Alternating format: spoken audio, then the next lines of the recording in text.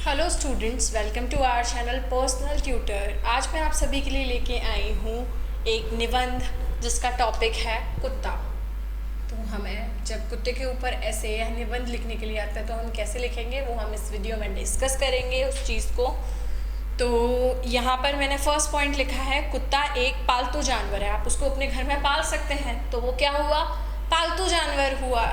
और इसके अलावा कोई और अगर आपसे पालतू जानवरों के नाम पूछता है तो गाय जो है वो भी एक पालतू जानवर है ना।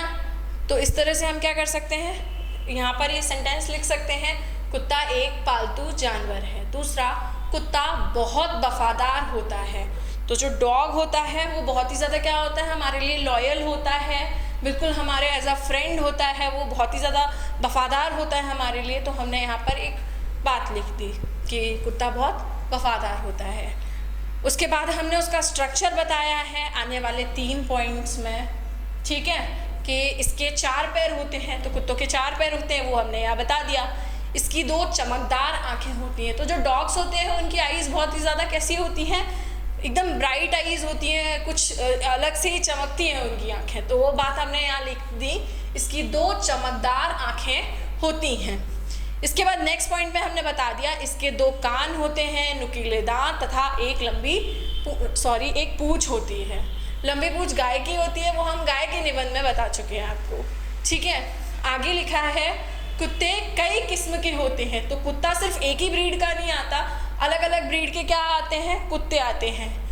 तो यहाँ पर हम एक बात ये भी लिख सकते हैं कि कई कुत्तों के शरीर पर घने बाल होते हैं। सारे कुत्तों के नहीं होते, लेकिन कुछ कुत्तों के क्या होते हैं, घने बाल होते हैं उनके शरीर पर, है ना। और उनकी किस्म के आधार पर उनका आकार भी अलग होता है। कुछ कुत्ते बहुत छोटे होते हैं, कुछ कुत्ते बहुत लंबे ऊंचे होते हैं। तो हम यहाँ पर लिख सकते हैं उनका आकार भी अलग अलग होता है। ये चीज़ हम यहाँ पर लिख सकते हैं। फिर हमने यहाँ पर लिखा है कुत्ते कई रंग के होते हैं। तो कुत्ते सिर्फ एक रंग के तो होते ही नहीं हैं, सफ़ेद भी होते हैं, भूरे भी होते हैं, काले भी होते हैं। तो कुत्ते कई रंग के होते हैं।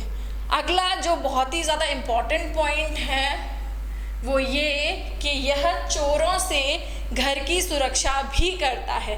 तो अगर आपके घर में कुत्ता है तो आपके घर पर चोरी होने के चांसेस बहुत कम हैं, क्योंकि वो आपके घर को क्या करके रखता है, प्रोटेक्ट करके रखता है। कोई भी स्ट्रेंजर आपके घर में जब आता है तो वो भौंकना शुरू कर देता है, उससे आप अलर्ट हो जाते हैं।